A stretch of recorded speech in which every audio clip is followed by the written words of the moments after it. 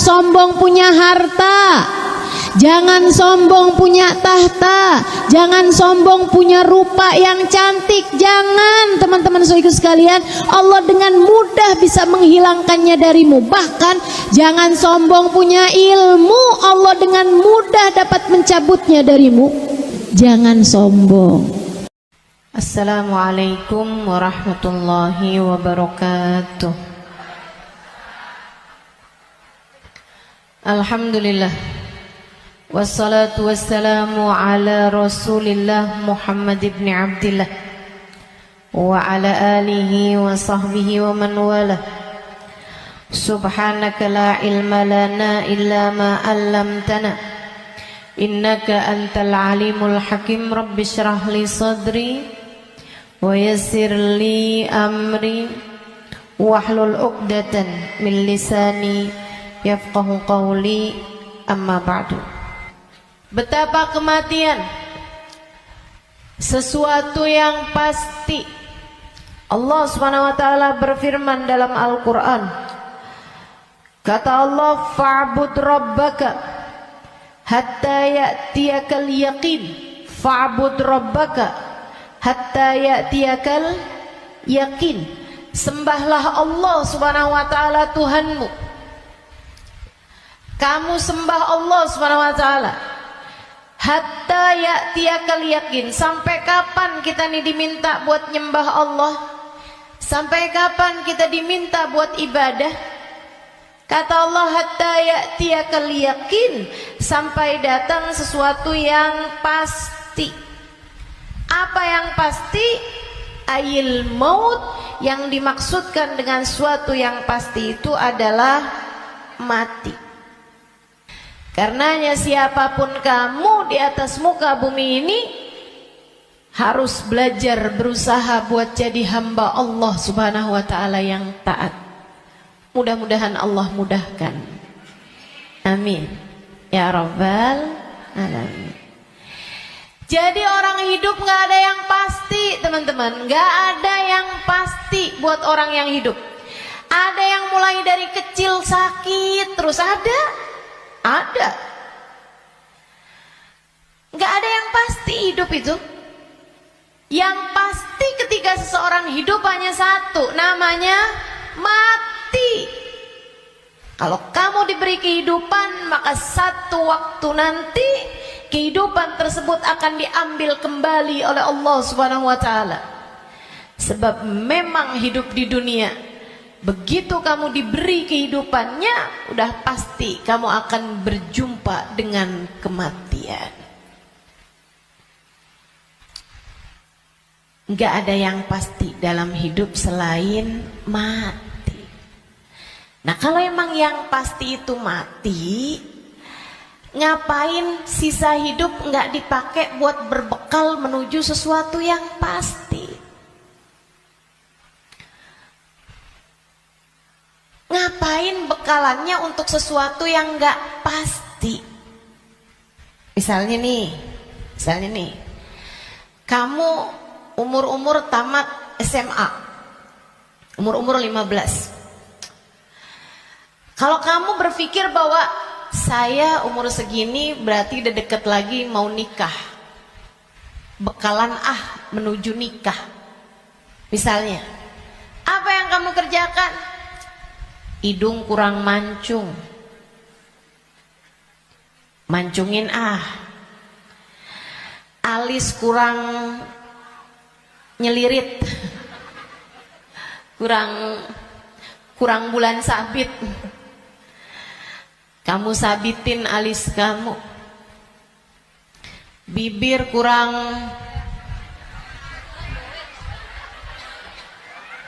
sekarang ini musim orang suka bibir lebar-lebar. Ya udah dah, saya tambahin biar agak turun bibirnya, biar doer bibirnya. Kalau kamu berpikir bahwa kamu akan menuju kepada kematian, kalau kamu berpikir kamu akan menuju kepada pernikahan, kamu kemudian berbekal menuju ke arah sana. Tapi kan sebenarnya nikahnya emang udah pasti? Belum. Belum pasti nikahnya. Betul? Orang hidup nggak pasti nikah, teman-teman. Berarti kalau kayak gitu gimana nih caranya nih? Gimana cara kita menjadikan hidup kita bermakna? Takutnya udah siap-siap, tahu-tahu nggak dapet, iya kan? Kan sia-sia. Kalau gitu yang pasti aja, kamu hidup biar bermakna, pastikan hidupmu adalah saatmu berbekal menuju kepada kematian. Saya tuh waktu SD kabarnya pinter. Mungkin ada guru-guru saya di sini. Selamat pagi Bu Guru. Kabarnya dulu pinter waktu saya sekolah. Saudaraku sekalian saya muliakan, tapi saya dulu selalu punya pikiran bahwa bisa jadi umur saya nggak panjang. Walaupun ternyata itu tidak terbukti ya. Sampai dengan sekarang saya masih ada di atas muka bumi ini, udah panjang hidup saya. Dulu itu saya selalu berpikir bahwa bisa saja umur saya nggak panjang. Saya SD, itu saya punya temen sekolah siang, sekolah madrasah, namanya Madrasah Al-Wasliyah. Saya punya temen meninggal dunia. Masih seumuran saya gitu kurang lebih. Sejak saat itu saya kayak selalu berpikir bahwa bisa jadi umur saya nggak panjang. Bisa saja saya juga meninggal dunia gitu. Akhirnya saya suka berpikir bahwa apa yang harus saya lakukan untuk menjadikan yang saya kerjakan bermanfaat kalau umur saya pendek. Akhirnya saya jadi mikir, kalau saya jadi dokter, umurnya harus panjang loh dokter itu. Karena sekolahnya lama. SMP, SMA, kan saya ceritanya SD. SMP, SMA, kuliah. Kuliahnya S1. Habis itu S2. Habis itu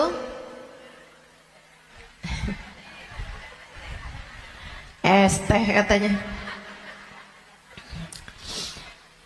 Buat jadi dokter spesialis itu kan mesti banyak sekolahnya. Apalagi kalau mau spesialis yang spesialis lagi gitu. Buat jadi dokter yang bagus. Artinya sekolahnya tuh panjang. Baru bisa jadi dokter yang hebat, dokter yang mumpuni di atas usia 30-an tahun, bahkan mungkin 40-an tahun.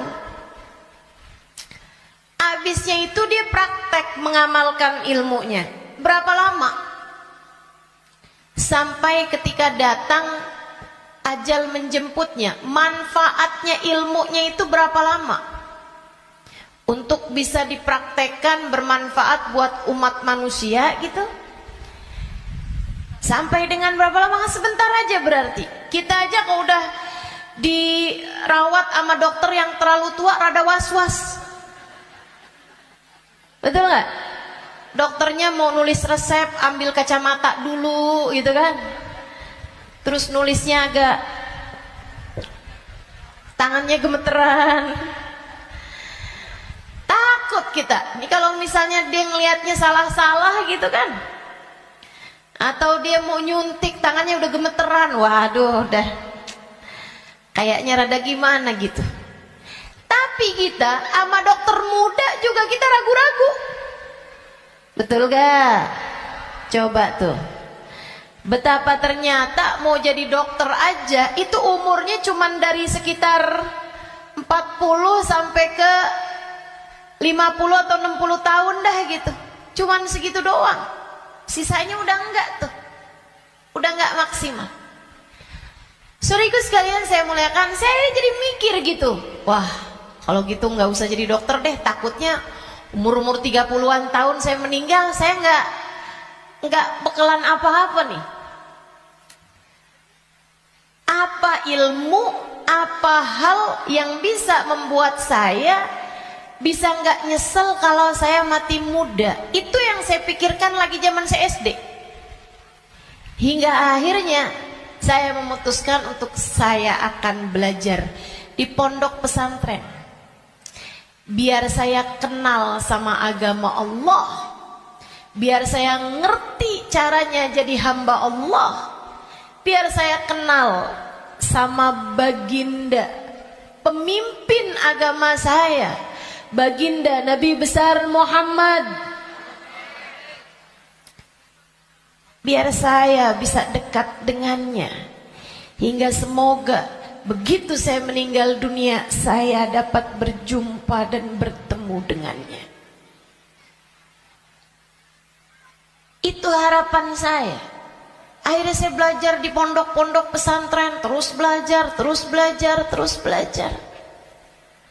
Saudaraku sekalian yang saya muliakan, alhamdulillah saya rasakan ilmu saya udah bermanfaat dari sejak usia 20 tahun. Saya udah mulai mengajar dari usia 20 tahun.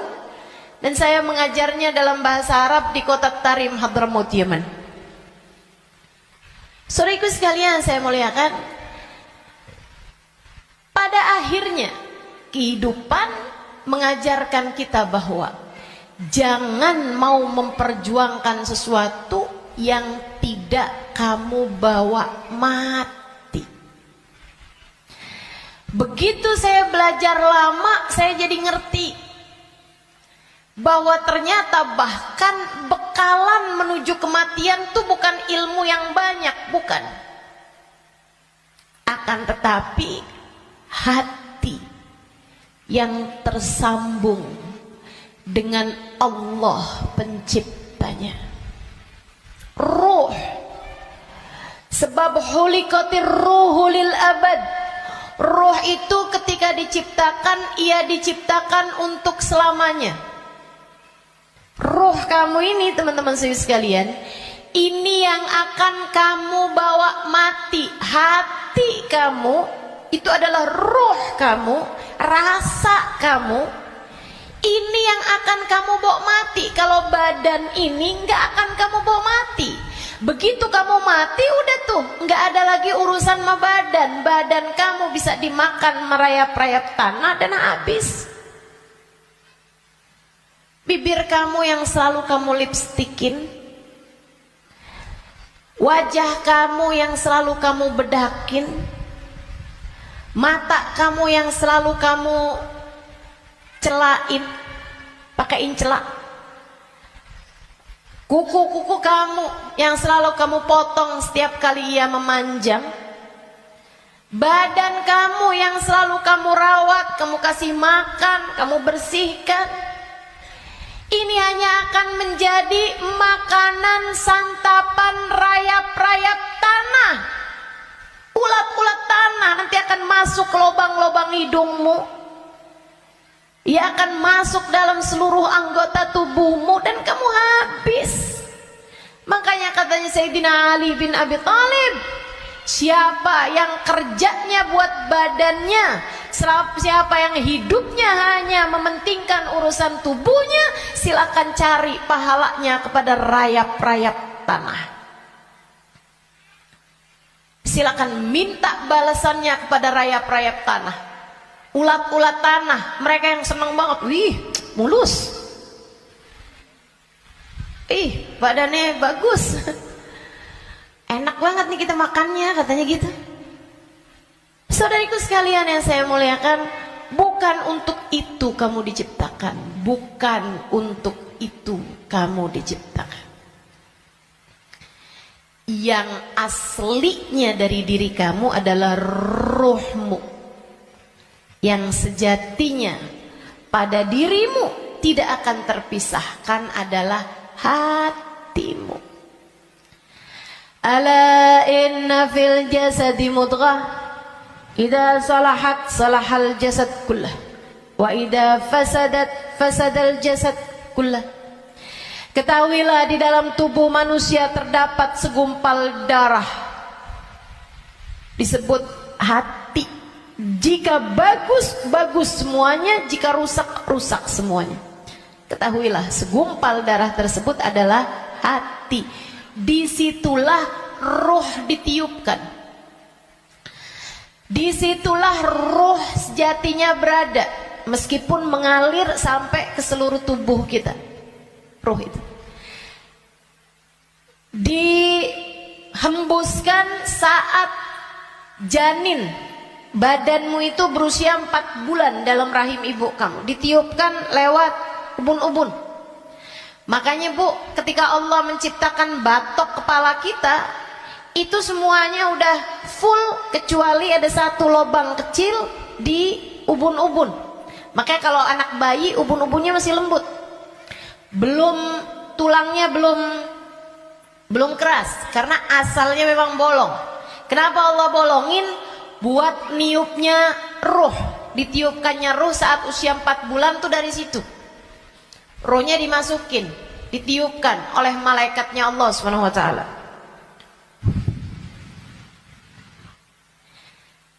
Pusatnya ditaruh di jantung atau di hati, dia pusatnya tuh ditaruh di hati.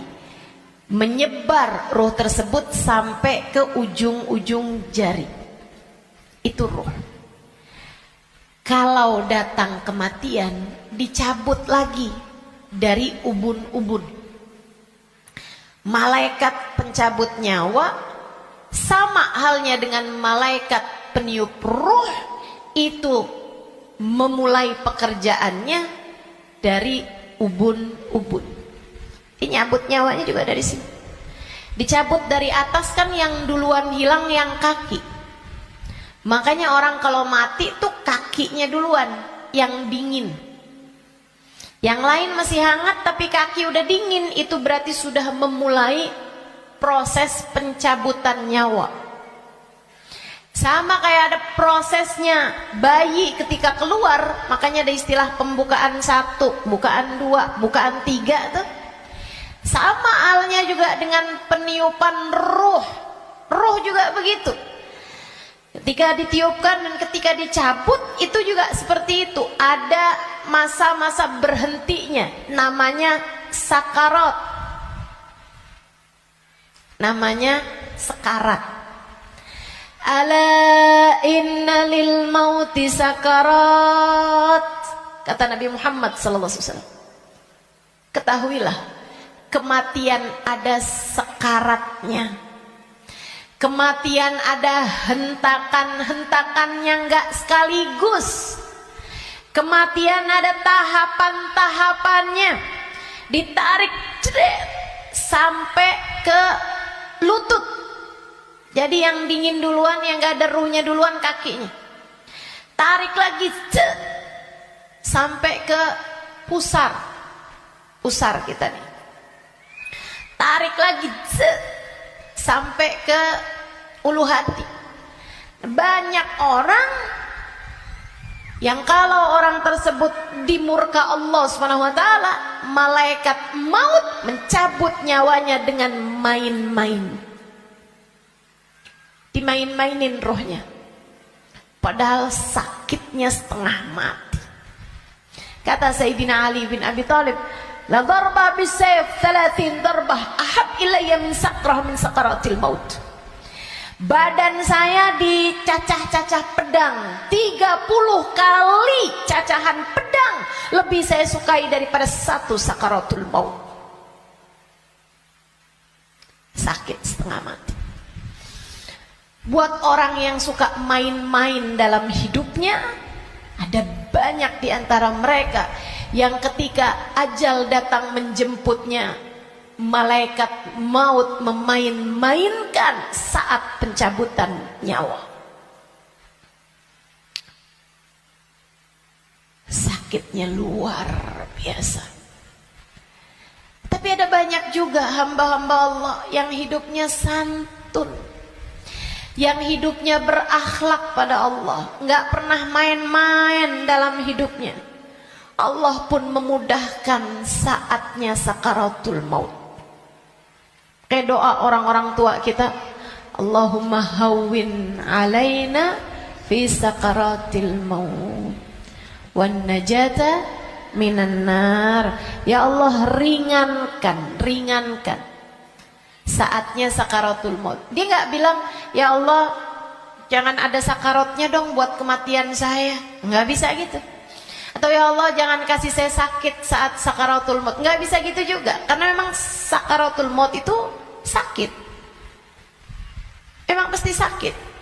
Jadi yang diminta adalah Allahumma khaffif alaina fi sakaratul maut. Ya Allah, ringankan sakitnya sakaratul maut.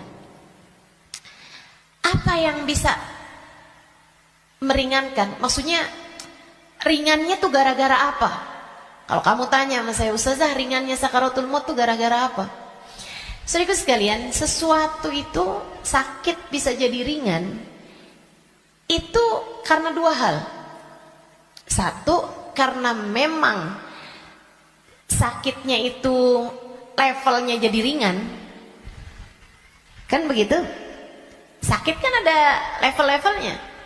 Memang Allah jadikan sakitnya itu ringan, jadi berkurang sakitnya. Itu banyak yang seperti itu, sehingga sakaratul mautnya kayak nggak sakarat gitu, karena sama sekali nggak kesakitan. Ada yang begitu, memang diringankan sama Allah Subhanahu Wa Taala.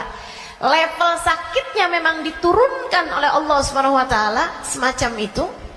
Atau yang kedua, Allah alihkan fokusnya sehingga dia jadi kayak nggak berasa sakaratul maut, karena Allah memalingkan fokusnya bukan kepada sakitnya, tapi kepada sesuatu yang lain. Apa? Allah palingkannya dengan apa? Yang paling indahnya, yang paling enaknya adalah dengan dihadirkannya baginda Nabi besar Muhammad sallallahu alaihi wasallam di saat sakaratul maut tersebut.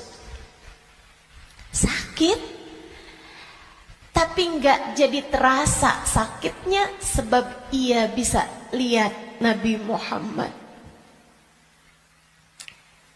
Sebab dihadirkan Nabi Muhammad untuknya.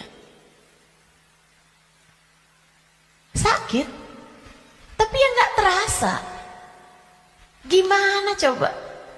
Gimana sakitnya mau terasa kalau kamu bisa ketemu Nabi Muhammad? Nabi Muhammad misalnya berkata kepadamu, selamat datang wahai umatku. Ya udah nggak ada lagi rasa sakitnya, teman-teman. Udah jadi indah semuanya. Banyak yang begitu juga. Kekasih berjumpa dengan kekasihnya di saat sakaratul maut. Banyak. Kita ustazah gak tahu deh. Minta aja, doa aja, walaupun gak pantas, biar gak nyesel. Betul gak? Betul gak? Mau doa tapi rasanya kayak gak pantas gitu ustazah. Orang kayak saya kematiannya dijemput sama Nabi Muhammad, emang gak pantas. Yang kayak kamu ngomongin orang, yang kayak kamu kalau sholat berantakan, betul? Ngarepin kematiannya dijemput sama Nabi Muhammad, siapa kamu? Betul gak? Sama. Saya juga berpikir hal yang sama denganmu. Siapa saya? Sampai saya berharap kematian saya dijemput sama Nabi Muhammad. Tidak ada di antara kita yang pantas. Gak ada di antara kita yang layak. Gak ada. Gak ada. Tidak saya, tidak kamu, sama. Tapi kita tetap berdoa, kita tetap meminta kepada Allah Subhanahu wa taala. Kali-kali aja doa kita diijabah. Ya siapa tahu ya kan? Siapa tahu. Soalnya takut kalau nggak minta nyesel. Sebab Nabi Muhammad itu dermawan. Sebab Nabi Muhammad itu dermawan. Kadang-kadang orang kalau dermawan itu kita nggak bisa kira. Tahu-tahu memberi lebih dari yang kita minta. Itu sakaratul maut. Nanti habis cabut tuh dari pusar sampai ke dada. Dada, hati, itu teman-teman pusatnya. Allati tattali'u alal afidah. Sampai ketika roh tersebut nyampe di afidah, nyampe di dada, tempatnya hati kita itu, pusatnya. Makanya orang kalau ngerasa sakit hati pasti pegang dadanya gitu. Nggak ada yang pegang kepala, sakit hati saya, nggak ada. Apalagi pegang kaki, sakit hati saya, nggak ada. Pasti bilang sakit hati saya gitu. Yang dipegang dada, karena memang tempatnya ruh, pusatnya itu adanya di situ, hati kita. Itu sakaratul maut paling sakitnya tuh di situ, karena sumbernya tuh di situ. Baru kemudian dicabut lagi sampai ke ghargharah, sampai ke leher. Kau udah nyampe di ghargharah, hakikat kamu akan ditampakkan. Saat itulah kamu dibukakan langit, bisa lihat tempat balik kamu tuh surga atau neraka. Dan itu bisa terjadi tahun depan. Dan itu bisa terjadi bulan depan. Untukmu atau untukku. Itu bisa jadi di waktu yang masih sisa panjang. Bisa jadi juga sudah tinggal sedikit lagi waktumu untuk merasakan apa yang disebut dengan sakaratul maut ini. Semuanya pasti ngalamin. Semuanya nggak ada yang bisa lari. Saat ghargharah, saat nyawa udah sampai di tenggorokan, dibukakan pintu demi pintu, kata Nabi Muhammad. Ketika Nabi bercerita kepada Sayyidah Aisyah, ya Aisyah, man ahabba liqa Allah, ahabballahu liqa'ah. Wa man kariha liqa Allah, karihallahu liqa'ah. Wahai Aisyah, siapa yang senang saat perjumpaannya dengan Allah, Allah pun senang berjumpa dengan dia. Siapa yang benci berjumpa dengan Allah, Allah pun benci berjumpa dengan dia. Ya Rasulullah, walakinnana nakrahul maut. Bukannya semuanya takut memati, Rasul. Takut kan gak seneng. Bukankah kita semuanya takut mati, Rasul? Kalau takut mati kan artinya kita gak seneng. Kalau kita gak seneng, Allah gak seneng juga dong ketemu kita. Gak gitu Aisyah. Tapi nanti saat ghargharah, saat nyawa sudah di tenggorokan, Allah akan bukakan langit-langit dan Allah akan perlihatkan tempat kembali bagi roh seseorang. Rohnya itu baliknya kemana? Siapa yang ketika dibukakan langit-langit tahu tempat kembalinya adalah neraka, dia pun takut ketemu sama Allah, dia benci berjumpa dengan Allah. Allah pun benci berjumpa dengannya, walaupun dia bunuh diri sekalipun. Dia bunuh diri nih, pengen mati kan orang bunuh diri.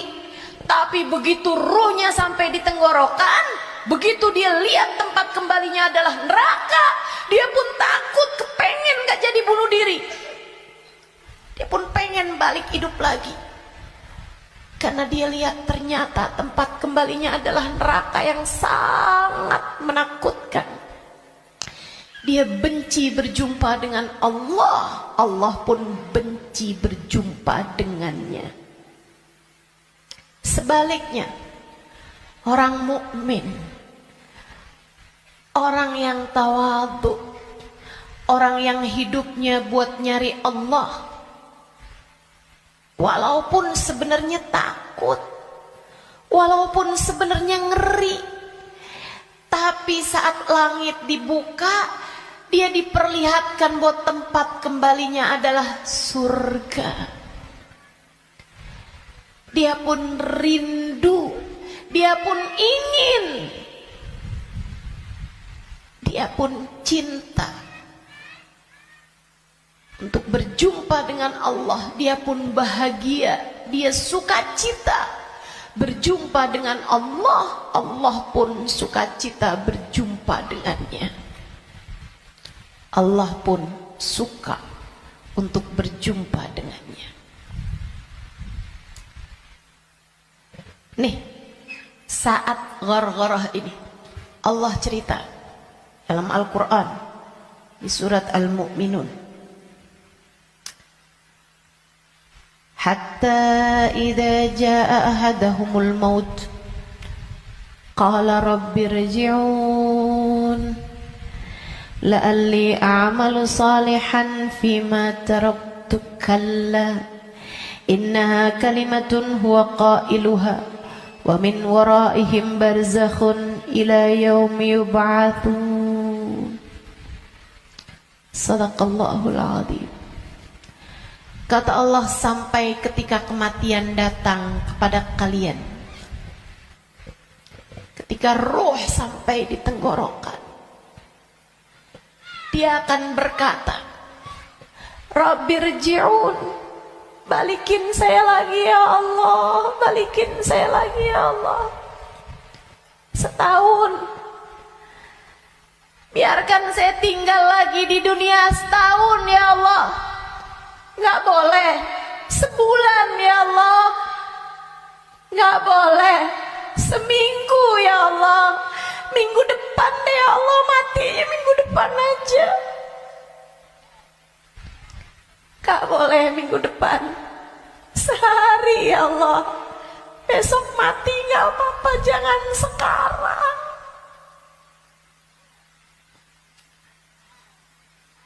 Gak boleh sejam ya Allah, sejam. Sejam lagi matinya ya Allah, balikin lagi ya Allah. Rabbirji'un la'alli a'malu salihan fima taraktu. Saya akan segera bagi-bagi harta saya buat sedekah. Saya akan segera sholawatan kepada Nabi Muhammad. Saya bakal segera baca Al-Quran. Saya bakal segera sholat. Saya mau minta maaf sama orang-orang.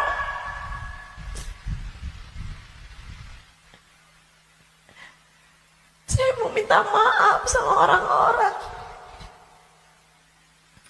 Sisakan untuk waktu walaupun 1 jam. La'alli a'malu salihan fima taraktu. Aku akan mengerjakan kebaikan yang selama ini saya tinggalkan.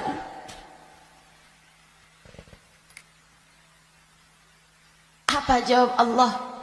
Kalla innaha kalimatun huwa qailuha. Enggak ada. Sekarang kalimatmu itu hanya jadi omong kosong belaka. Enggak ada ceritanya kamu dikabulkan. Waktunya sudah habis. Game over. End. Udah habis. Kamu gak punya nyawa cadangan. Kamu gak punya hidup simpanan. Kamu tidak sedang dalam masa percobaan. Begitu kamu masuk usia balik, semua sudah mulai tercatat untukmu. Tak ada lagi waktu untuk kembali. Innaha kalimatun huwa qailuha. Itu hanya sekedar kalimat disampaikan begitu aja. Kamu minta balik, enggak ada ceritanya. Wa min waraihim barzakhun ila yaumi yub'atsun. Sekarang waktunya kamu hidup di alam barzakh sampai hari kiamat datang. Dah tuh, nggak bisa balik lagi. Makanya serem sama kematian teman-teman, karena dekat. Aqrab ghaib yuntadhar, kata Nabi Muhammad. Perkara gaib yang paling dekat sama kita kematian. Si ini meninggal, si itu meninggal, si itu meninggal, si itu meninggal. Semua meninggal. Maka sebagaimana kamu melihat satu hari ada jenazah diangkut, satu waktu jenazah kamu yang diangkut. Sebagaimana kamu lihat ada nama seseorang, kamu dengar nama seseorang diumumkan di masjid, satu waktu namamu yang akan diumumkan di masjid. Kamu lihat satu hari ada nama seseorang muncul dengan ucapan berbelasungkawa, turut berduka cita, yang ada di Instastory orang-orang, satu waktu nama kamu yang akan ditulis di situ. Sebagaimana ada broadcast di grup-grup WhatsApp yang menuliskan nama-nama orang dengan ucapan meninggal dunia, satu waktu akan ada namamu yang ada di situ. Inna lillahi wa inna ilaihi rojiun. Turut berduka cita atas meninggalnya Halimah binti Utsman al-Idrus. Akan ada waktunya. Semua akan ada waktunya. Semua akan ada gilirannya. Pasti tanpa terkecuali. Kamu akan datang giliranmu, pasti tanpa terkecuali. Kamu bakal mati, Bu. Kamu akan mati, Dek. Kamu bakal mati, Nak. Pasti. Masalahnya tinggal, akankah Allah berkenan menerimamu? Saya tuh dulu suka liatin tulisan kalau ada orang meninggal dunia, semoga rohnya diterima di sisi Allah. Saya suka mikir gitu, ya masa ditolak, ya diterima lah. Fakta membuktikan. Kita nggak pernah lihat ada orang habis meninggal dunia terus balik lagi. Lah, bukannya kamu seminggu yang lalu meninggal? Oh, nggak diterima. Pernah? Nggak pernah. Ya saya suka pikir gitu, jadi terima lah. Masa mau ditolak? Orang meninggal mau meninggal gitu. Tapi sesudah saya belajar, itu waktu saya kecil mikirnya begitu. Sesudah saya belajar di pondok pesantren, belajar terus. Saya jadi paham betapa berartinya ucapan itu. Sebab kamu, saya, ketika meninggal dunia akan menjadi salah satu dari dua kelompok orang. Ada yang ruhnya diterima di sisi Allah dengan penuh keridhaan. Ada yang ruhnya diusir dari rahmatnya Allah, sebab Allah murka kepadanya. Kalau waktu hidup kayak gini nih, kamu lagi punya perlu, kamu datang ke rumah saudaramu, ditolak dari yang satu, bisa kamu datang ke tempat saudaramu yang lain. Anak kamu harus masuk rumah sakit, harus segera dioperasi, misalnya gitu. Harus ada DP yang harus kamu bayar, atau ada keperluan apapun misalnya. Kamu bisa datang ke tempat saudaramu, dia nggak bukain pintu, kamu bisa datang ke tempat yang lain. Dia nggak ngasih, kamu bisa datang ke tempat yang lain. Kamu misalnya mau bikin kopi, gulanya nggak ada, misalnya gitu, kamu bisa datang ke tempat saudara kamu, sebelah kamu, tetangga kamu, nggak dikasih, nggak dibukain pintu, atau dia bilang nggak ada misalnya, bisa lagi ke tempat saudaranya, tempat sebelahnya. Orang hidup ini andai ditolak dari yang satu, kita masih punya pilihan tempat yang lain. Seapa-apanya masih ada pilihan tempat yang lain. Tapi kalau kamu meninggal dunia, kamu hanya akan menjadi wa inna ilaihi raji'un, hanya akan kembali kepada Allah Subhanahu wa taala. Kalau pintu rahmatnya Allah tertutup darimu, kalau kamu diusir dari kasih sayang Allah Subhanahu wa taala, Allah tidak berkenan menerimamu, kemana kiranya kamu akan pergi? Terusir dari pintu rahmatnya Allah, kamu mau kemana? Bu, Kak, Dek, Nak, saya sampaikan ini dengan sungguh-sungguh. Jangan pernah mau main-main dalam hidupmu. Jangan main-main sama hidup. Sebab selama kamu hidup, kematian masih akan membayangi.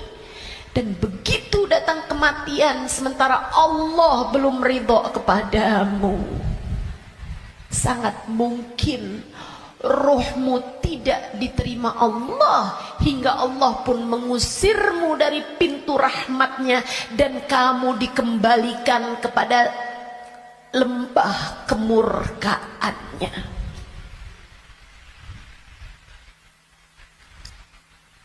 Dimurka Allah Subhanahu wa taala. Dimurka Allah Subhanahu wa taala. Enggak enak. Kita tuh dibenci sama suami kita aja rasanya enggak enak. Kita dibenci sama saudara kita aja setengah mati, enggak enak rasanya. Bukan begitu? Bayangkan kalau kamu datang ke rumah Allah, kamu datang kepada Allah, sementara Allah mengusirmu dan tidak ridho kepadamu serta benci kepadamu, dan kamu gak bisa balik lagi ke atas muka bumi ini, kayak apa rasanya? Dalam keabadian kamu dimurka, dalam keabadian kamu dibenci, dalam keabadian kamu tersiksa.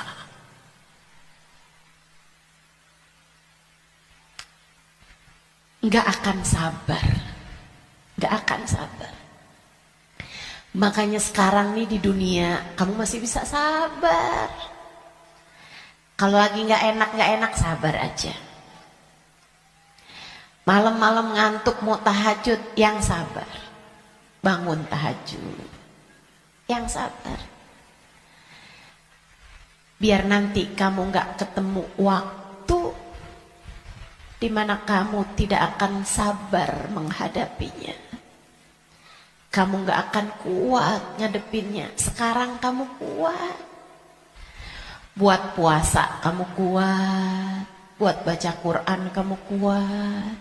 Buat hadir majelis taklim kamu kuat. Buat baca maulid kamu kuat. Buat berbuat baik pada orang tua kamu kuat. Buat berbuat baik sama suami kamu kuat.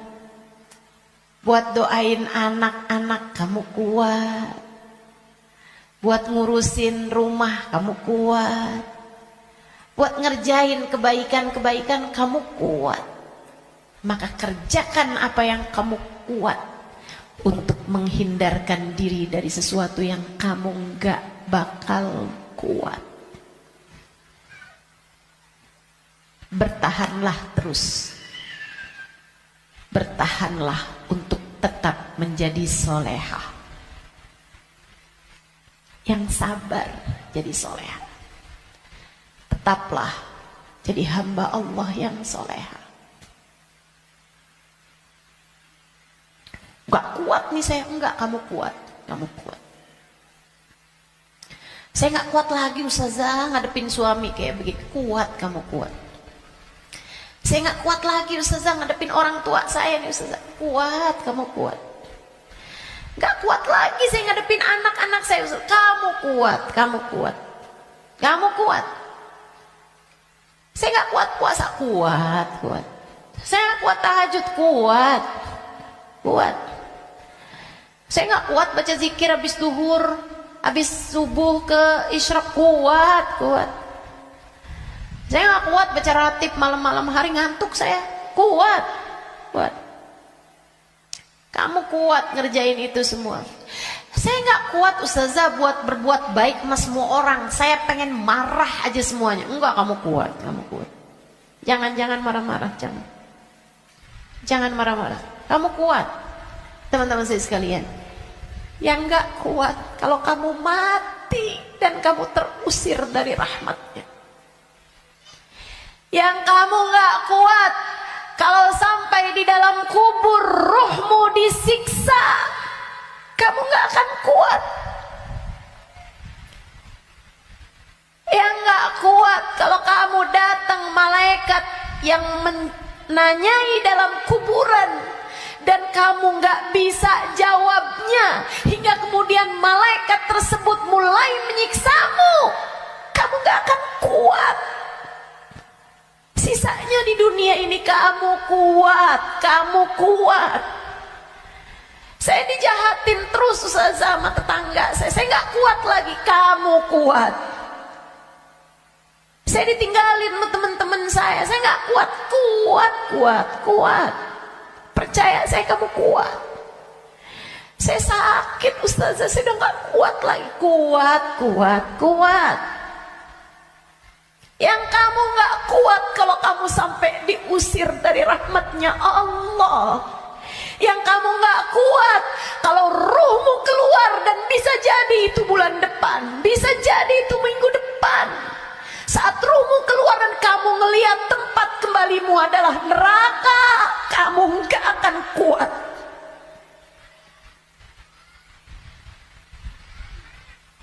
Gak akan kuat. Saat kamu berkata, Rabbirji'un la'alli a'malu salihan fima taraktu. Ya Allah, balikin saya ke dunia ya Allah. Balikin saya, kasih saya hidup lagi ya Allah. Itu yang kamu gak akan kuat. Sekarang di dunia semuanya kamu kuat jalaninnya. Kuat. Kamu mampu. Kamu bisa bertahan untuk tetap menjadi solehah. Percaya saya. Saya sangat miskin Ustazah, saya udah gak kuat lagi hidup di dunia ini. Kamu kuat, kamu kuat. Saya ambil utang aja Ustazah, dipinjol, saya udah gak kuat lagi. Kamu kuat, jangan utang. Jangan utang. Jangan ambil utangan.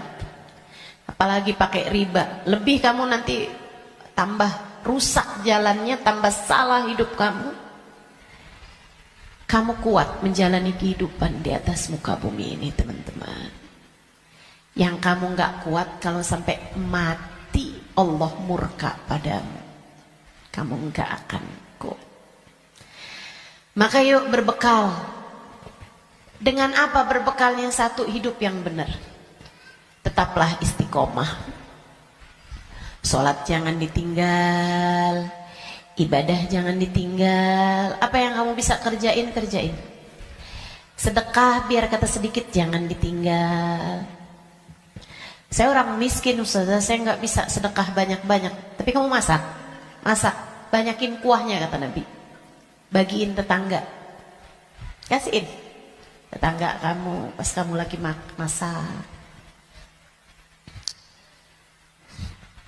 Saya nggak bisa sedekah Ustazah, tapi kamu masak nasi, masak, pakai sambal, iya.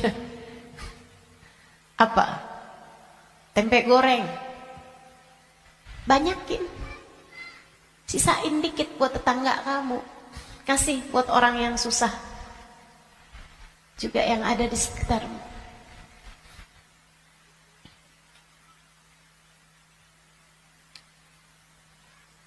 Itu pesan Nabi kita Muhammad SAW. Berbuat baik. Saya nggak bisa Ustazah, saya nggak ada sesuatu yang bisa saya sedekahkan. Senyum, bisa bukan? Kamu punya bibir? Ya punya sih Ustazah. Ya udah senyum aja kalau gitu. Ketemu orang, bisa nyenengin orang, apa kabar? Sehat? Atau saat kamu bangun di waktu malam, kamu angkat tanganmu, kemudian kamu bilang, ya Allah, sayangi tetangga-tetangga saya ya Allah, sayangi teman-teman saya ya Allah, ampuni dosa-dosa mereka ya Allah, orang di kampung saya ya Allah, ampuni dosa-dosanya ya Allah. Sedekah kamu buat mereka, kebaikan kamu buat mereka.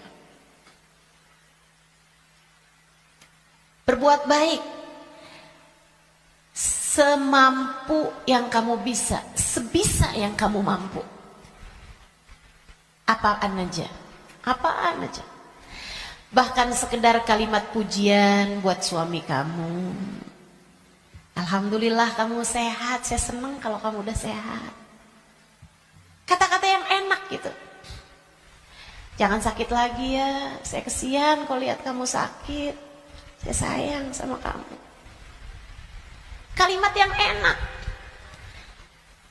Ganti kalimat-kalimat yang gak enak. Udah sehat kan, berarti bisa kerja lagi kan. Susah kalau kamu sakit nih. Terus kita mau makan apa kalau kamu sakit terus-terusan? Gak enak banget sih kalimatnya. Kamu bakal mati, maka pilihlah kalimat yang gak jadi penyesalan bagimu sesudah kematianmu. Yang bagus ngomongnya, yang bagus. Jangan sakiti hati orang. Iya Kak, Bu, Dek, ucapanmu kepada orang tuamu nak, yang bagus, yang bagus. Mama yang sehat ya Ma, mama yang sehat. Enggak kok, mama nggak pernah ngerepotin. Saya seneng ada mama. Tetaplah sehat Ma, tetaplah kuat Ma. Yang bagus ngomongnya. Nanti nyesel kalau kamu yang pergi atau mamahmu yang pergi.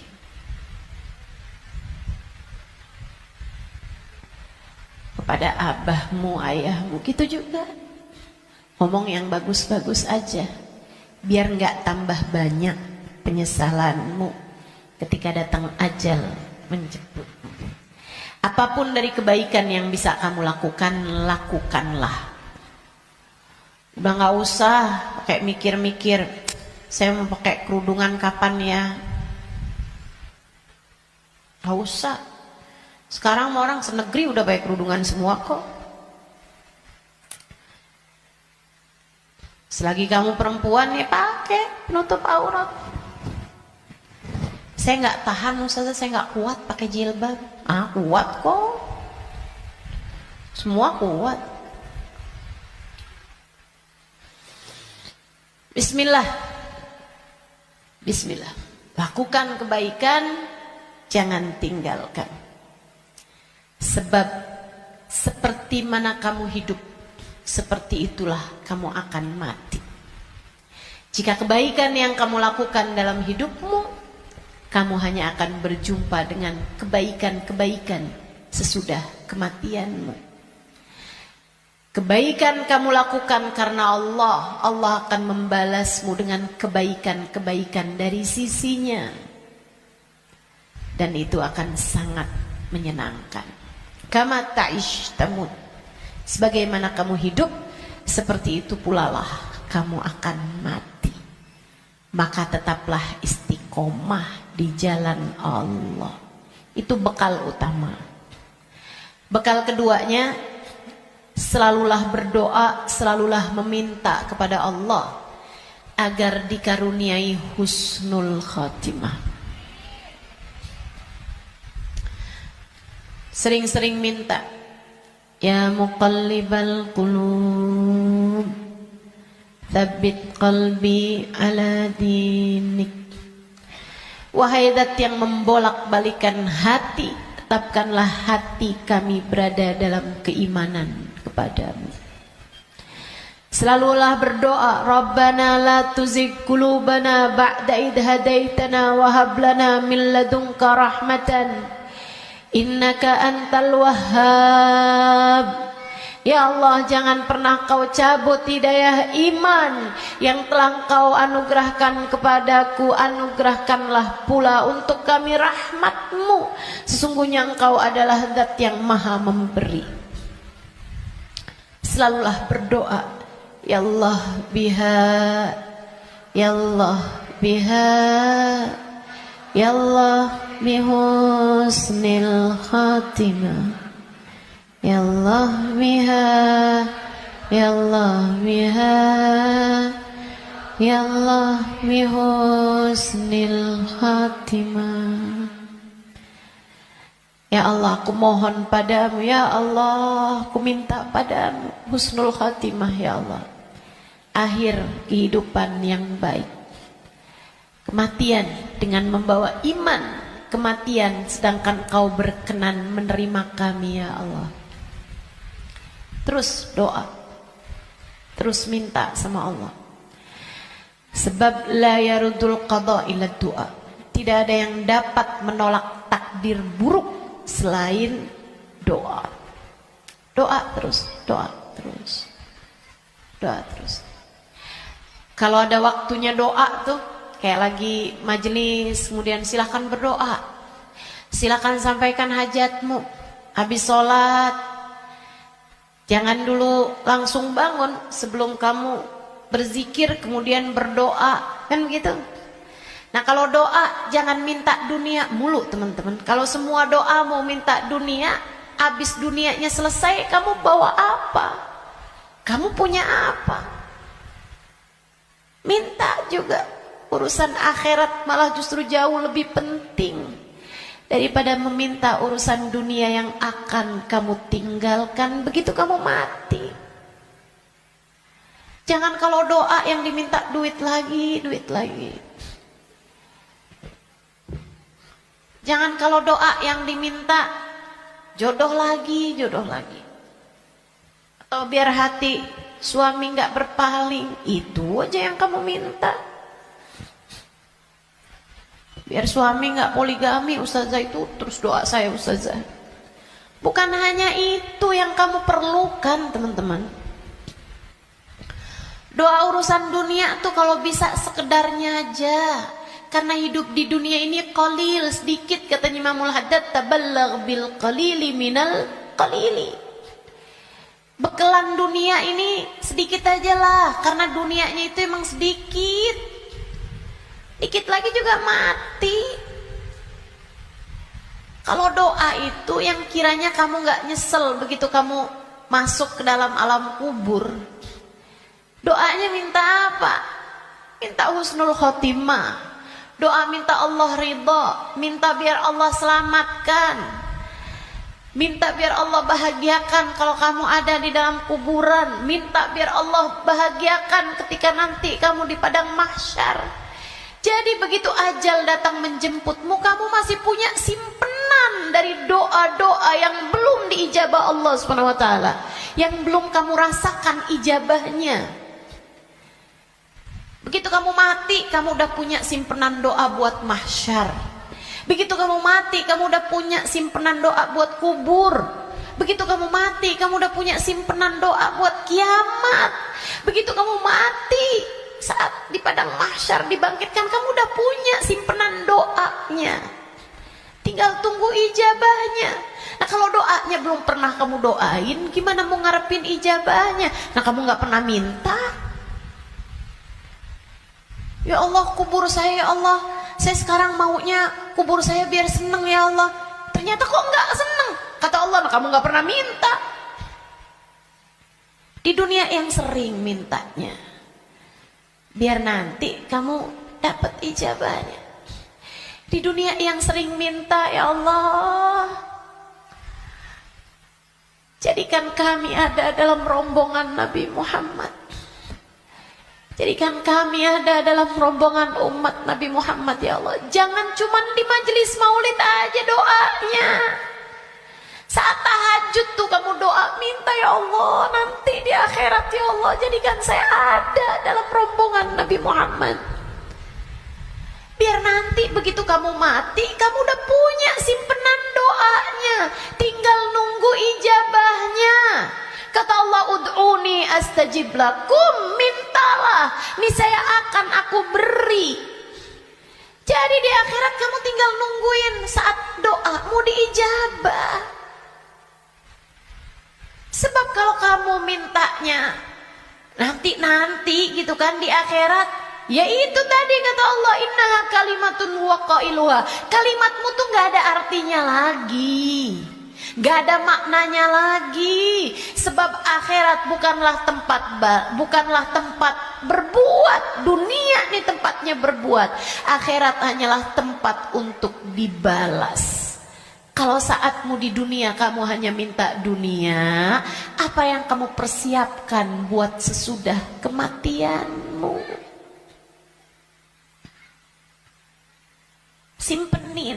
Simpenin doa-doa yang banyak buat akhirat, karena akhirat itu jauh lebih panjang, jauh lebih penting, jauh lebih berarti, jauh lebih bermakna. Dunia ini hanya sebentar, teman-teman. Jangan sampai nyesal. Jangan sampai nyesal. Doa. Doa tidak pernah hanya sekedar. Itu adalah semua yang kamu perlukan. Kita semua perlu doa. Semua perlu doa. Makanya banyak-banyak doa. Minta sama Allah agar kehidupan kamu sesudah kematian menjadi kehidupan yang menyenangkan. Amin ya Rabbal. Satu tadi istiqomah taat, bekal menuju kematian ya. Yang kedua tadi apa? Doa. Yang ketiga, teman-teman saudaraku sekalian, bekal menuju kematian itu ampunan dari Allah Subhanahu wa taala.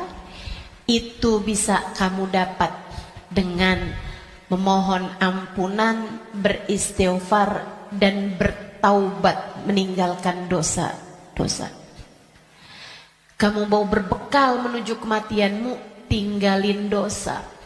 Tinggalin dosa. Tinggalin dosa. Udah deh, ucapkan selamat tinggal buat dosa-dosa. Adik-adik yang sudah umur 20-an tahun belum datang jodoh, Ustazah saya pacaran ya. Jangan. Kenapa Ustazah? Dosa. Tinggalin dosa. Kamu belum tentu punya waktunya buat taubat. Kamu belum tentu sisa waktumu itu mencukupi untuk kamu bertaubat. Nggak usah deket-deket sama dosa. Ya Ustazah, kalau nggak pacaran kita nggak nikah Ustazah. Siapa bilang? Banyak kok orang-orang nikah nggak pakai pacaran. Dan banyak juga orang pacarannya sama siapa, nikahnya sama siapa. Betul? Betul? Ngapain kamu menghabiskan energi, menghabiskan rasa hanya untuk menjaga jodoh orang? Ngapain? Udah jauh lebih aman kamu gak usah jagain jodoh orang. Kamu jagain hidup kamu sendiri. Sebab yang akan mendapatkan balasannya adalah dirimu sendiri. Dek, Nabi Muhammad tuh seneng sama pemuda-pemuda yang taat. Lebih daripada senengnya Nabi Muhammad sama orang-orang tua yang taat. Jadi kamu gak usah nunggu tua buat taat. Kamu gak usah nunggu tua buat deket sama Nabi Muhammad. Justru di saat kamu masih muda, andai pun kamu nanti sampai tua, justru di saat muda nih, kesempatan kamu buat dekat sama Nabi Muhammad. Sebab Nabi senang sama pemuda-pemudi yang hidup dalam menjalani taat kepada Allah Subhanahu wa taala. Dijanjiin barengan sama Nabi Muhammad. Dijanjiin ada dalam naungan di bawah arasnya Allah di saat tidak ada naungan kecuali naungan Allah. Syab nasya fi taatillah, pemuda, pemudi, laki-laki, perempuan, muda yang hidup dalam taat pada Allah Subhanahu wa taala. Kamu umur masih 17 tahun tapi sudah istiqomah tahajud, Nabi cinta padamu. Kamu umur masih 17-18 tahun, akan tetapi kamu istiqomah baca Al-Quran, Nabi cinta padamu. Umur masih belasan tahun, tapi kamu udah punya zikiran yang kamu istiqomahkan baca. Kamu udah punya solawatan yang kamu istiqomahkan baca. Kamu bahkan nyaris hafal kitab-kitab maulid yang berisi sejarah hidupnya Nabi Muhammad. Fix, kamu pantas dicinta sama Nabi Muhammad.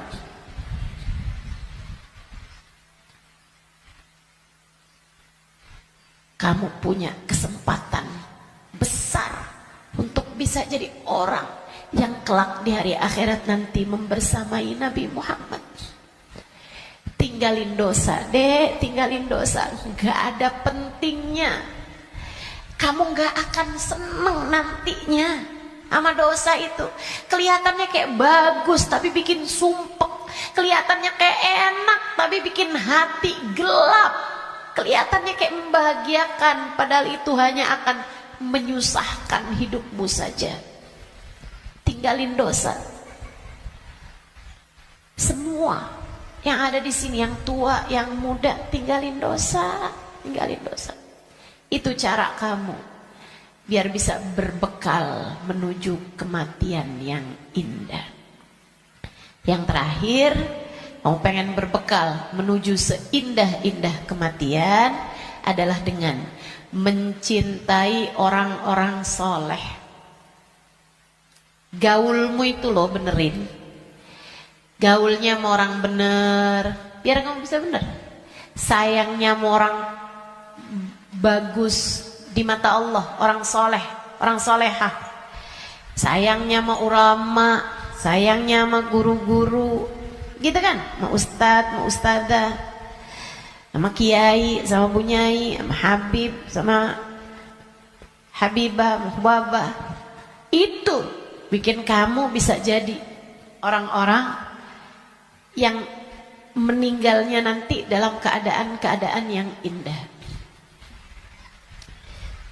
Tentu di akhirat kita semuanya ingin dikumpulkan dengan orang-orang baik. Maka kalau kamu di akhirat nanti dikumpulkan orang baik, caranya adalah bersamalah dengan mereka dari sejak di dunia. Bersamalah dengan mereka dari sejak di dunia. Hadirlah di majelis-majelis ilmu, yang seneng dengerin kajian-kajian dari para ulama, yang seneng melantunkan bersama-sama maulid, solawat, istighfar bareng-bareng, doa bareng-bareng, qiyam bareng-bareng. Kebersamaanmu dengan apapun di dunia akan membuatmu bersama di akhirat nanti dengan orang-orang yang kurang lebih sama. Hadirnya, senangnya di majelis-majelis ilmu, majelis-majelis dzikir, majelis maulid kayak begini, sangat pantas nanti dikumpulinnya di akhirat dengan orang-orang soleh-solehah. Kamu pikir orang-orang soleh-solehah kumpulnya di mana kalau bukan di tempat-tempat yang semacam ini? Makanya ayo bismillah, cintai mereka. Andai pun kamu nggak lagi bersama dengan mereka, para ulama-ulama, para hamba-hamba Allah soleh-soleha, tetaplah bersama dengan mereka dalam doa. Saat doa, sertakan hamba-hamba Allah yang soleh-soleha. Guru-gurumu doain, ulama-ulama doain, orang-orang tercinta di sisi Allah doain. Ustazah, kan gak manfaat ya Ustazah, saya ini kan orang punya banyak dosa, ngapain doain guru-guru saya, orang-orang taat semua, ahli-ahli ibadah semua, ngapain saya doain? Saya jauh lebih perlu buat didoain sama mereka daripada saya mendoakan mereka. Andai pun begitu, ini masalah keberpihakan, ini masalah kebersamaan, ini masalah urusan penautan hati. Teman-teman saudaraku sekalian, saya doakan guru-guru saya doakan Habib Umar bin Hafid, saya doakan Hubabah Nur, saya doakan Habib Zain bin Smith, saya doakan mereka biar hidupnya menyenangkan, biar betah hidupnya di dunia, biar sehat. Saya doakan mereka biar semakin dicinta Allah, semakin disayang Allah. Saya doakan semoga lancar dakwahnya, semoga bahagia hidupnya. Saya doakan. Teman-teman saudaraku sekalian, saya doakan. Walaupun saya yakin saya lebih memerlukan doa mereka daripada doa saya. Apalah arti doa saya untuk mereka? Saya tahu itu. Tapi saya tetap berdoa untuk sebuah keberpihakan. Saya doa untuk sebuah keberpihakan. Saya doa. Teman-teman saudaraku sekalian saya muliakan, kamu tahu nggak? Kalau ada artis-artis dunia, aktor-aktor dunia, pemain bola sakit misalnya, yang doain ribuan orang, yang doain bahkan mungkin jutaan orang mendoakan orang tersebut, yang bahkan mohon maaf banyak di antara mereka yang nggak beriman kepada Allah.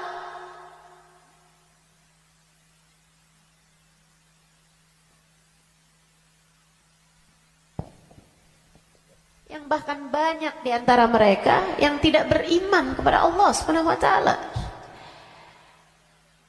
Kenapa orang-orang mau mendoakan orang tersebut? Itu dia tuh namanya keberpihakan, penautan hati. Kita doain guru-guru kita walaupun kita merasa kita lebih perlu doa mereka daripada doa kita, daripada mereka terhadap doa kita, biar Allah tahu ada orang-orang soleh dalam lisan-lisan kita. Biar Allah tahu ada mencintai para ulama di dalam hati kita. Biar Allah lihat hati kita punya cinta yang besar kepada hamba-hamba yang tercinta di sisi Allah. Pada akhirnya biar Allah tahu kita ada di jalan mereka. Kita ada di jalan mereka. Biar semoga di akhirat nanti Allah membersamakan kita bersama dengan mereka. Penting mencintai orang-orang soleh. Sebab almar'u ma'aman ahab, seseorang di akhirat nanti hanya akan dikumpulkan dengan orang yang dia cintai. Dan yang paling penting buat kita cintai, nomor satu, yang ada di puncaknya adalah baginda kita Nabi besar Muhammad. Maka bekal terbesar untukmu datang di negeri akhirat adalah dengan kamu mencintai dan banyak menyebut nama Nabi Muhammad dalam solawat-solawatmu kepadanya. Kata beliau, siapa yang suka memuliakan akhir-akhir segala sesuatu, Allah akan memuliakan akhir kehidupannya dengan husnul khotimah. Allah itu menjadikan al-umur bi khawatimiha. Segala urusan tergantung dari bagaimana akhirnya.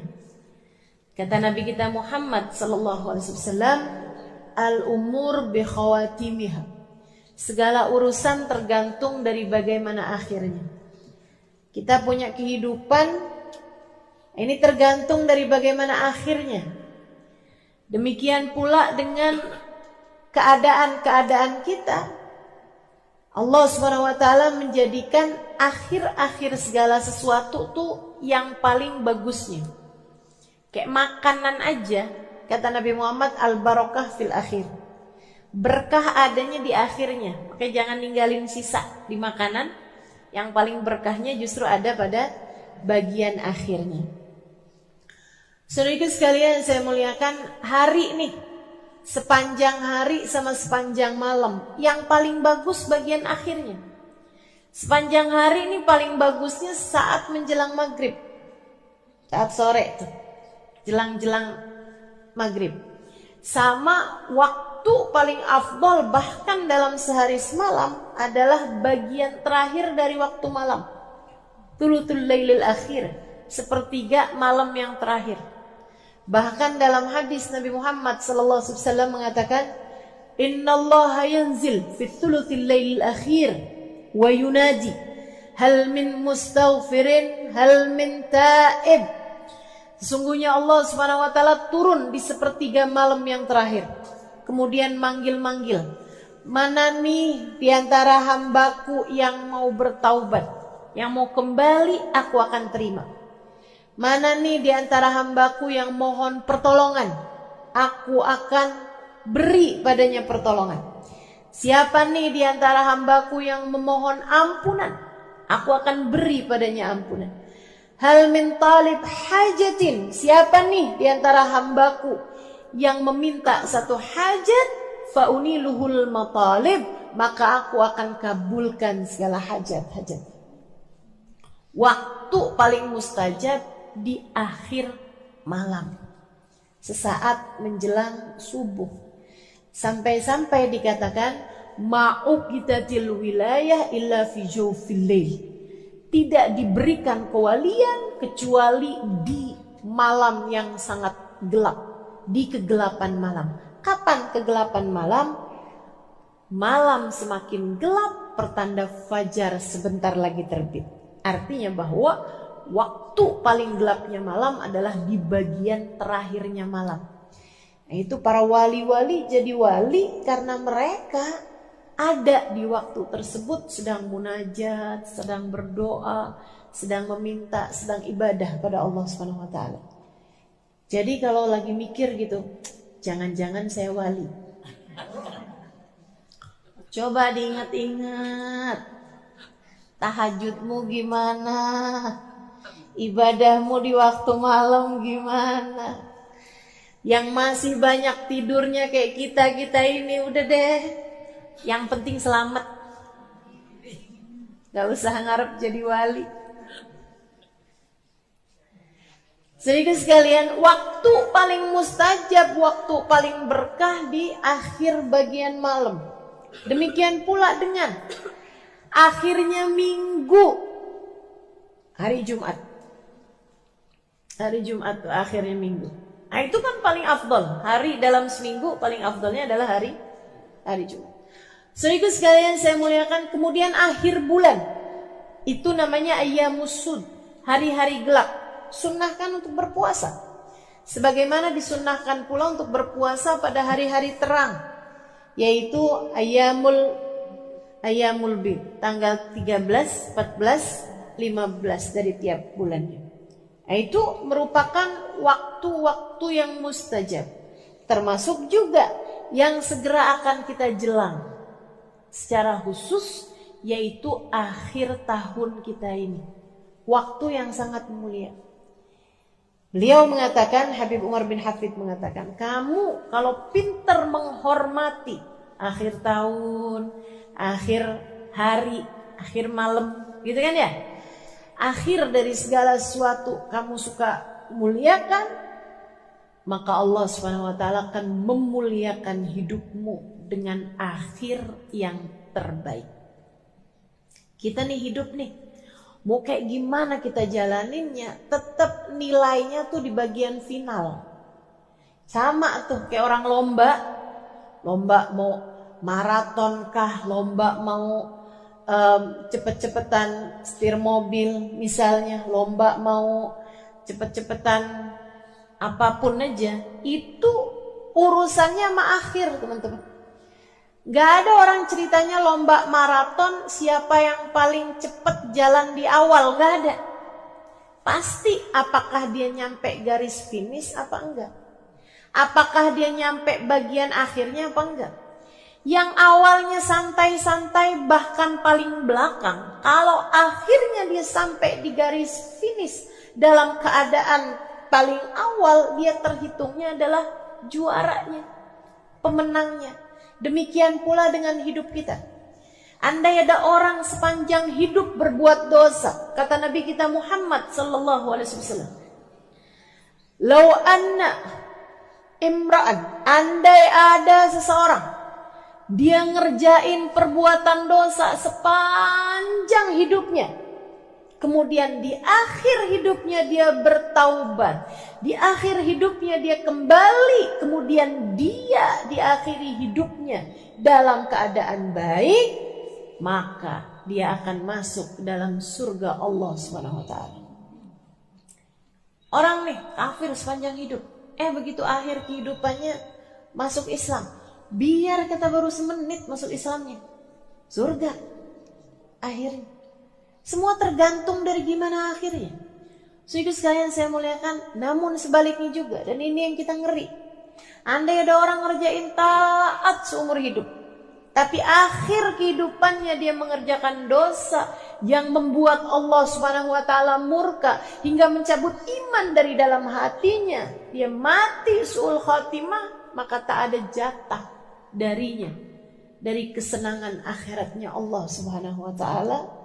Dia hanya akan menjadi salah satu dari calon-calon penghuni api neraka. Semua tergantung dari bagaimana akhirnya. Nah, kita mau menuju akhir kehidupan kita nih. Gak ada loh orang yang jalannya mundur menuju kematian, gak ada. Gak ada orang yang tambah lama, tambah muda tuh gak ada. Emang tambah lama ya tambah tua, teman-teman. Tambah lama, tambah deket mau waktunya mati. Itu udah pasti. Karenanya kalau kepengen akhir kehidupannya dalam keadaan baik, yuk belajar buat memuliakan akhir-akhir segala sesuatu. Salah satunya adalah dengan kita memuliakan akhir tahun kita ini. Sehingga semoga nantinya saat akhir kehidupan kita, Allah memuliakan kita dalam husnul kematian yang indah, kematian yang bagus, kematian yang bagus. Nah, apa nih yang mesti kita lakukan nih di akhir-akhir tahun semacam ini, teman-teman saudara sekalian? Yang paling penting mesti banyak-banyak minta ampunan dari Allah Subhanahu wa taala. Istighfarnya mesti kita perbanyak. Emang dosanya banyak, minta ampunnya kan mesti banyak juga. Katanya ulama, kalau kamu ngerasa nggak bisa nyamain ahli ibadah dalam ibadah mereka, sekurangnya samain ahli taubat dalam permohonan ampun mereka. Kita mau nyusulin para wali nih dengan ibadahnya. Ya, saya udah tahu lah siapa diri saya. Dan saya rasa teman-teman juga ya 11-12 lah sama saya. Kan begitu? Ibadah kita serba terbatas, teman-teman sekalian. Quran kita terbatas, sholawatan kita terbatas. Ibadah malam kita terbatas, sedekah kita terbatas, lapar puasa kita terbatas, apalagi jaga hati kita terbatas, apalagi segala macam saya terbatas. Kayaknya yang gak terbatas itu cuma dosa. Dibilang ibadahnya banyak kayaknya masih sedikit deh. Kalau dibilang ada yang banyak itu adalah dosa. Saudara sekalian saya muliakan, kita rasanya kayak putus asa buat nyamain ahli ibadah dengan ibadah-ibadah mereka. Kalau saya baca tuh ibadahnya para walinya Allah Subhanahu wa taala, Nggak usah yang jauh-jauh teman-teman saudariku sekalian, ibadahnya Hubabah Khadijah binti Syekh Abu Bakar bin Salim. Saya temui beliau. Saudariku sekalian saya muliakan, waliyah min auliyaillah, seorang perempuan besar yang ketika memandang wajahnya air mata saya tak berhenti bercucuran. Bukan karena wajahnya sangat cantik, rupawan, misalnya bukan. Tapi mungkin itu adalah bagian dari apa yang disebutkan oleh Nabi Muhammad SAW. Ketika ditanya tentang seorang wali itu yang kayak gimana, kata Nabi Muhammad menjawab, alladzina idza ru'u dzukirallah. Orang-orang yang ketika kamu memandang wajahnya mengingatkanmu kepada Allah. Para walinya Allah Subhanahu wa taala. Jalla jalaluhu wa ta'ala azamatuh. Saudariku sekalian saya muliakan, Hubabah Khadijah. Teman saya ada yang nanya, Hubabah, gimana sih Hubabah nih ibadahnya apa? Kata beliau, nak, saya suka istighfar, terutama di waktu malam. Kapan Hubabah istighfarnya? Berapa banyak Hubabah istighfarnya? Saya nggak pernah ngitung.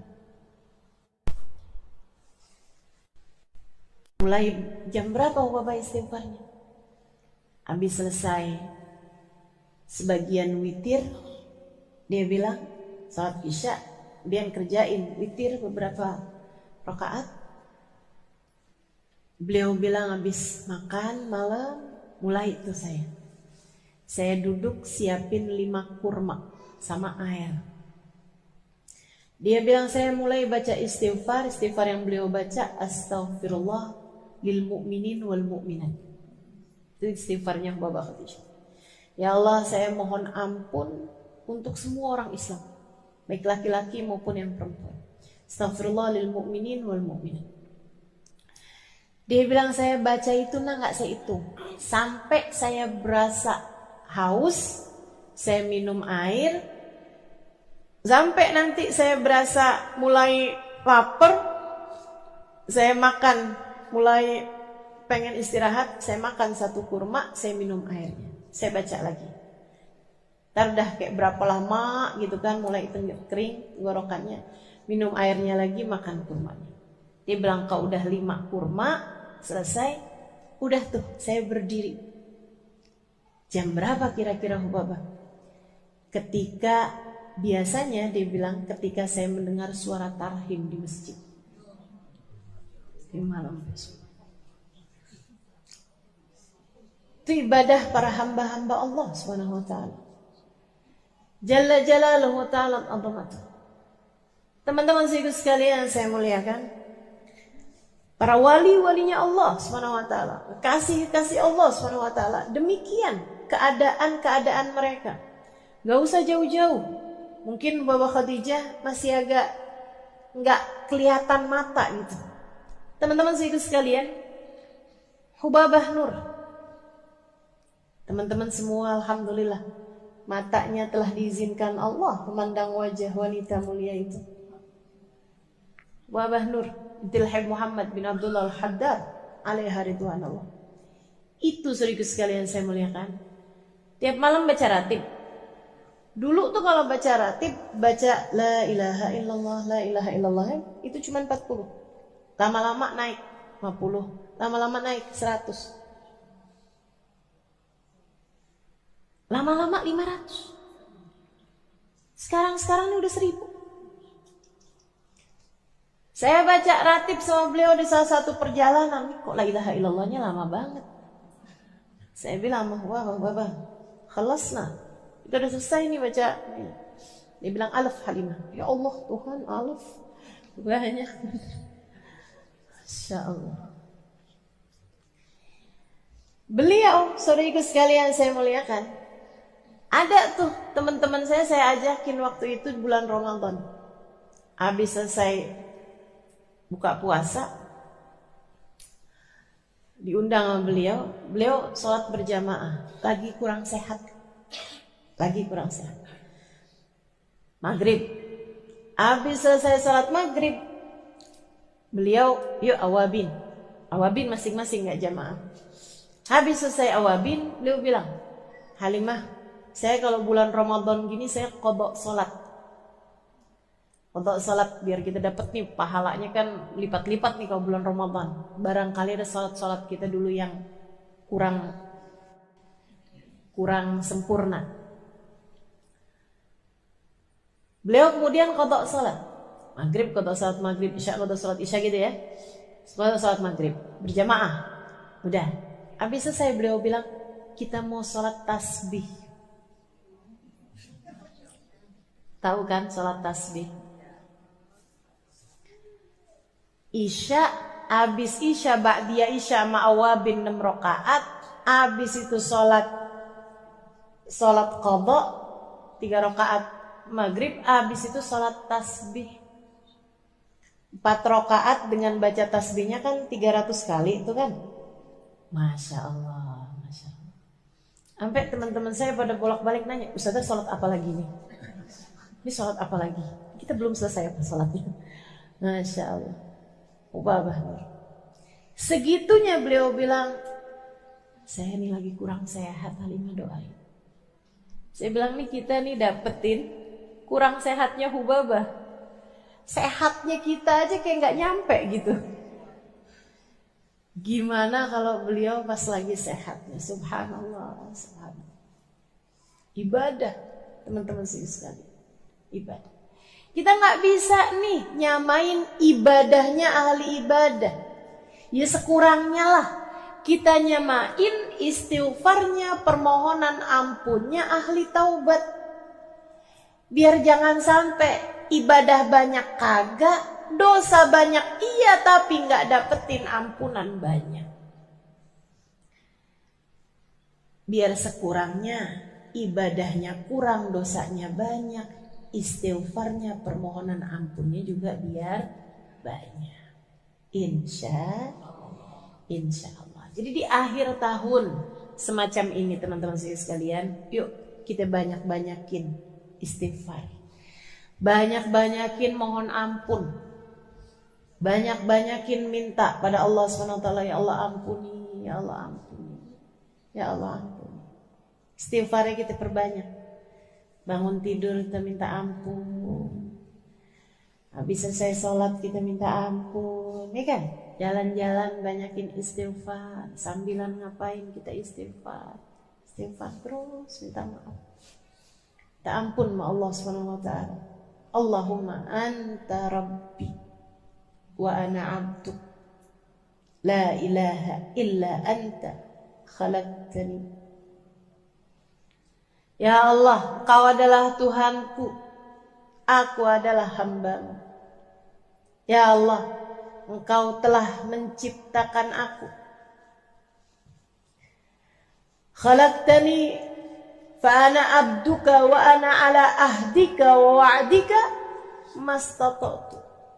Kau telah menciptakan aku, maka semestinya aku menepati janji dan melaksanakan perintah-perintah-Mu.